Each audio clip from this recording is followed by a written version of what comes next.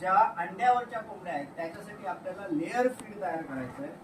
त्याच्यासाठी आपल्याला मका लागणार आहे 50 किलो, राईस पॉलिश म्हणजे कोंडा, भाताचा कोंडा लागणार आहे 10 किलो, शेंगपेंड 13 किलो, सोयाबीन 10 किलो, सुकी मच्छी लेअर फीड मध्ये वापरत नाही, खनिज मिश्रण 1.5 किलो,